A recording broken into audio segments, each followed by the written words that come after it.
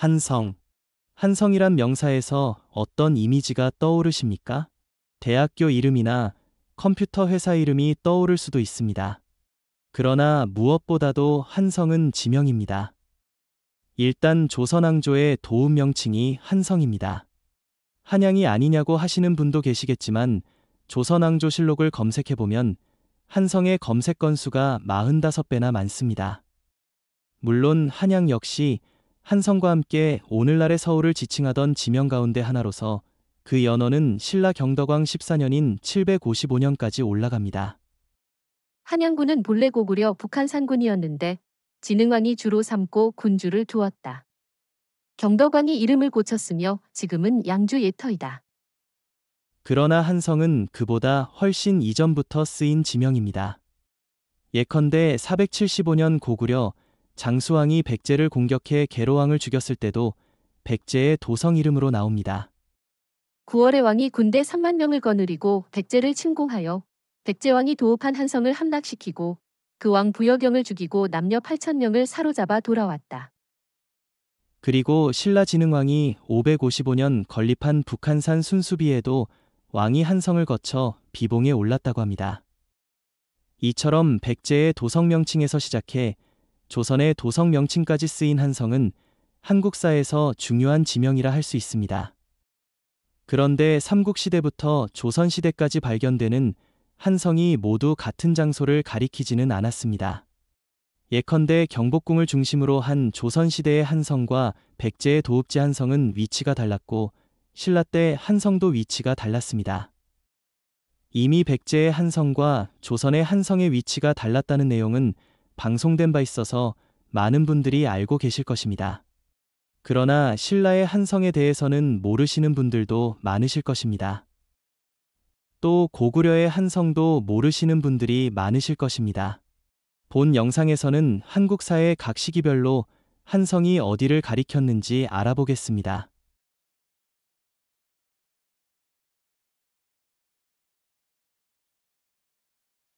삼국 중 가장 먼저 현재의 서울 지역을 차지한 나라는 백제입니다. 삼국사기에 의하면 고구려에서 이탈한 소선호와 비류, 온조 세력 등이 남쪽으로 내려와 지금의 한강 이북 어느 곳에 자리 잡았다고 합니다. 그리고 이후 온조왕 제23년 차인 기원전 6년에 한강 이남으로 도성을 옮겼습니다. 주몽이 북부여에 있을 때 낳은 아들이 와서 태자가 되자 비류와 온조는 태자에게 받아들여지지 않을까 두려워하여 마침내 오간 이마려 등 10명의 신하와 더불어 남쪽으로 갔는데 백성들이 따르는 자가 많았다. 드디어 한산에 이르러 부하하게 올라가 살만한 곳을 바라보았다. 온조는 강 남쪽의 위례성에 도읍을 정하고 10명의 신하를 보저로 사마나라 이름을 십제라 하였다. 바로 여기서 한성이 비롯됩니다. 그리고 그 위치는 서울 풍납동 토성으로 밝혀져 있습니다. 인용한 기사에 나오듯이 처음에는 이래성이라는 지명도 쓰였지만 한성이란 지명도 시조 온조왕 때부터 지속적으로 삼국사기에 보입니다.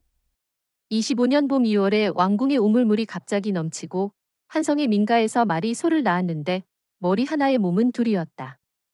아신왕은 침류왕의 맏아들이다. 처음에 한성의 별궁에서 태어났을 때 신비로운 광채가 밤을 밝혔으며 장성하여서는 뜻과 기계가 무척 호방하였고 매 사냥과 말타기를 좋아하였다. 이래성과 한성의 관계에 대해서는 복수 지명으로 이해하는 것이 보통입니다. 백제의 도읍을 위례성으로 부르기도 한성으로 부르기도 했다는 것입니다. 그러나 왕성과 도성의 관계로 이해하는 시각도 있습니다. 이 경우 한성이라는 도성 구간 안에 왕성인 위례성이 있게 됩니다. 이처럼 백제 때 서울 풍납동에 한성이라는 지명이 생겼음을 알 수 있습니다. 이 성은 주변의 백제성 또는 백제성으로 추정되는 성들과 연계해 백제의 중심부를 형성했습니다. 그래서 이러한 성들의 네트워크를 감안해 풍납동 토성과 몽촌 토성을 아울러 한성으로 보기도 합니다. 한성은 북성인 풍납동 토성과 남성인 몽촌 토성으로 이루어져 있다는 것이죠. 이것이 한국사에서 첫 번째 한성의 위치입니다. 이렇게 한성에 도읍한 백제는 약 500년 동안 한강 유역을 지배하게 됩니다. 그런데 475년 고구려가 백제를 침공해 계로왕을 죽이고 이 지역을 접수해 76년 동안 점거하게 됩니다. 21년 가을 9월에 고구려왕 거련이 군사 3만 명을 이끌고 와서 왕도인 한성을 포위하였다. 왕이 성문을 닫고 나가 싸우지 못하니 고구려 사람들이 군사를 네 길로 나누어 협공하고 또한 바람을 타고 불을 놓아 성문을 불태웠다. 사람들의 마음이 매우 두려워하여 나가서 항복하려는 자들도 있었다. 왕은 군색하여 어찌할 바를 몰라 수십 명의 기병을 거느리고 문을 나가 서쪽으로 달아나니 고구려 사람이 추격하여 왕을 해쳤다. 그러나 고구려가 이 지역을 어떻게 불렀는지는 알 수 없습니다. 그러다가 551년 백제 성왕과 신라 진흥왕이 연합해 한강 유역으로 북진하여 백제는 실지를 회복합니다. 백제가 한성을 수복한 것입니다. 이해에 백제 성명왕이 친히 무리 및 이국병을 거느리고 가서 고려를 정벌하고 한성의 땅을 획득하고 또 진군하여 평양을 토벌하였는데 무릇 육군의 땅으로 드디어 고지를 회복하였다. 참고로 여기서 백제가 토벌한 평양은 고구려의 도읍이 아니라 고구려가 백제로부터 한강 유역을 빼앗은 후 한강 이북 지역을 지칭한 명칭입니다. 남평양이라고도 했습니다. 그런데 백제가 한강 유역을 되찾은 지 불과 2년 만인 553년 신라가 백제를 공격해 한강 유역을 손에 넣습니다. 이로써 백제는 최종적으로 한강 유역을 상실하게 됩니다. 31년 가을 7월에 신라가 동북쪽 변경을 빼앗아 신주를 설치하였다. 이해에 백제가 한성과 평양을 버렸다. 신라가 이로 인하여 한성에 들어가 자리 잡았다. 지금 신라의 오두방이 니미반이다.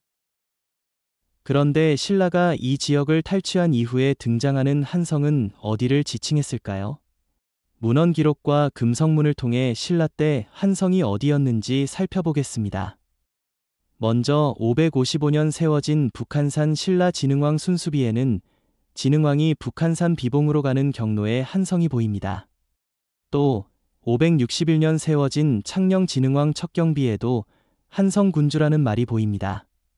한성군주는 당시 설치된 4개 주의 장관인 사방군주 가운데 하나인데 나머지 군주는 비자벌 군주와 비리성 군주, 간문 군주입니다. 여기서 비자벌은 창녕, 비리는 안변, 간문은 김천이므로 한성이 어디인지만 알면 됩니다. 그런데 삼국사기에는 당시 설치된 4개 주가 역시 기록되어 있으므로 이 4개 주와 사방군주를 비교함으로써 힌트를 얻을 수 있습니다.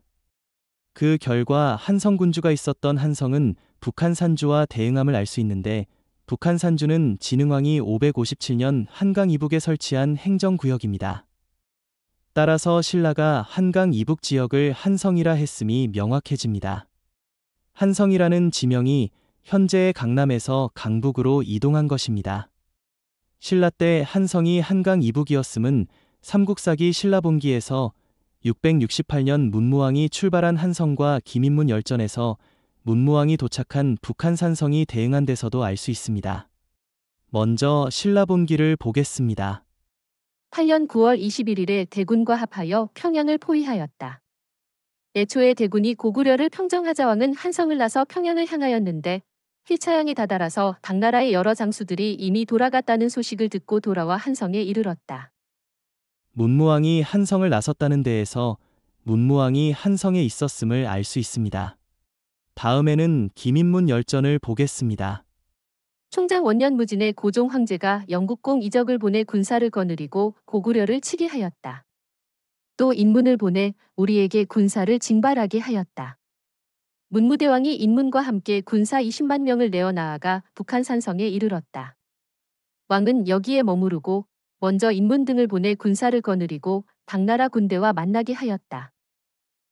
여기서는 그 전에 문무왕이 이른 곳이 북한산성이라고 합니다. 즉, 한성이 곧 북한산성이었음을 알 수 있습니다. 그렇다면 북한산성은 어디였을까요? 신라 때 북한산성의 위치는 2016년 아차산에서 출토된 기와 명문에 의해 밝혀집니다. 기와에서 북한이라는 글자를 뚜렷이 볼 수 있습니다. 즉, 신라 때 북한산성은 서울 북쪽에 있는 현재 우리가 아는 북한산성은 아니고 서울 광진구에 있는 아차산성입니다. 결국 신라에서 한성은 북한산성인 아차산성을 중심으로 한 한강 북쪽 지역을 일컫는 용어로 볼 수 있는데 이것이 두 번째 한성입니다. 고구려에서 평양 또는 남평양으로 불렀던 이곳을 신라에서는 북한산주 또는 북한산군, 한산, 한산주라고 불렀습니다. 참고로 백제와 고구려에서 한성이라 불렀던 한강 이남의 서울은 신라에서 남한산군 또는 한산주라 불렀는데 풍납동 토성 인근 이성산성 출토목간에 남한성도사는 이를 입증합니다. 한강 이북의 북한산군은 신라 경덕왕 14년에 한양군으로 변경되는데 한양은 한강의 북쪽이란 의미입니다. 중국의 낙양이 낙수 북쪽에 있다는 의미인 것과 같습니다. 이후 통일신라와 고려시대 수백 년 동안 한성은 기록에서 안 보입니다.